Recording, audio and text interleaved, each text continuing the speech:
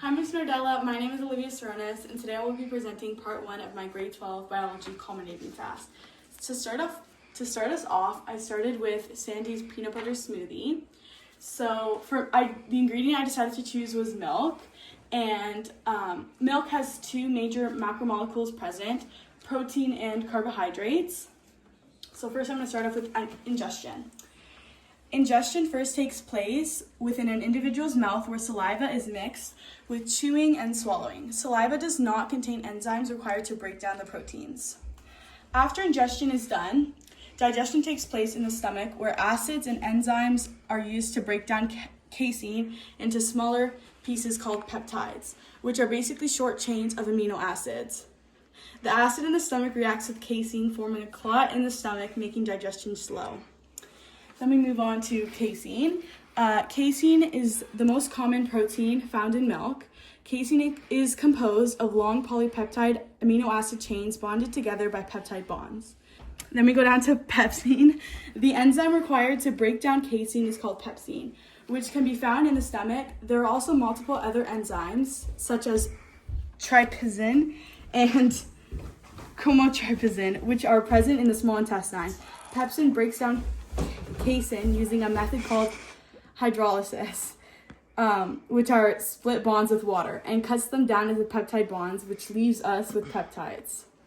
Now I moved on to carbohydrates, and we're starting off with ingestion as well. Ingestion takes place also in the mouth, where saliva mixing with chewing and swallowing are required to indulge in digestion. There are no enzymes present in saliva that could break down lactose. And then we move on to digestion. After passing the stomach, digestion takes place in the small intestine, where the lining of the small intestine releases an enzyme known as lactase. Lactase breaks down lactose into two monosaccharides, which are both small enough to pass through the intestine wall and into the bloodstream. This process is known as active transport. And then we're going to move on to lactose, which is milk's main carbohydrate. Lactose is a simple carbohydrate composed of two monosaccharides, glucose and galactose, forming a disaccharide. Glucose and galactose are both connected using a glycosidic bond. How lactase works as an enzyme. The way enzymes, in this case lactase, work is that the substrate of lactose enters the active site of lactase, where the reaction takes place, or in this case hydrolysis, which breaks down the disaccharides into two monosaccharides by adding water, keeping in mind that bond breakage happens at the glycogenic bond. Okay, now on to part 2 of my flowchart, and this is for David's smoothie. We decided to go with kale as my ingredient. Like all plants and animal cells, kale contains two main types of nucleic acids, which are DNA and RNA. The DNA can be found mostly within the cell, nucleus, and chloroplast. RNA can be found within the cell cytoplasm or within its ribosomes. While DNA stores genetic information, RNA is used to carry out instructions from DNA to construct proteins. Okay. Now we're on to nucleuses. Okay, nucleus is the enzyme responsible for breaking down DNA and RNA within the small intestine. Nucleus uses hydrolysis, which is stated before. It's added H2O to bonds in order to break them down. The enzyme uses hydrolysis to break down phosphorus bonds, resulting into smaller chains of nucleotides. Now we're on to ingestion. Ingestion begins with the mouth of an individual. Ingesting foods from either plants or animals means that you're also ingesting cells that contain DNA and RNA. Saliva mixed with chewing and swallowing is required in order for digestion to occur. Now we move on to digestion. Digestion happens in the stomach and small intestine. In the stomach, strong acids along with pepsin breaks down the cell that holds DNA and RNA. In the small intestine, an enzyme called nucleus, which is released from the pancreas, breaks down the DNA and RNA into smaller pieces called nucleotides.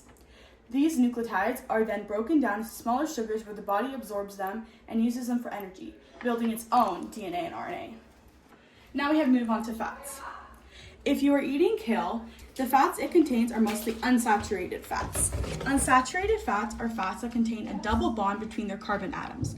Kale is mostly unsaturated fats with little saturated fats. Unsaturated fats are really good at lowering bad cholesterol. We're supporting good heart health. Sorry. Unsaturated fats, unlike saturated fats, have sick and or trans bonds between the double carbon bonds, which are used to identify the fat types. Now we're moved on to lipase targets triglycerides, which are basically glycerol attached to 3 fatty acids. Lipase uses hydrolysis in order to break down ester bonds between the glycerol and fatty acids. Now we're back onto ingestion.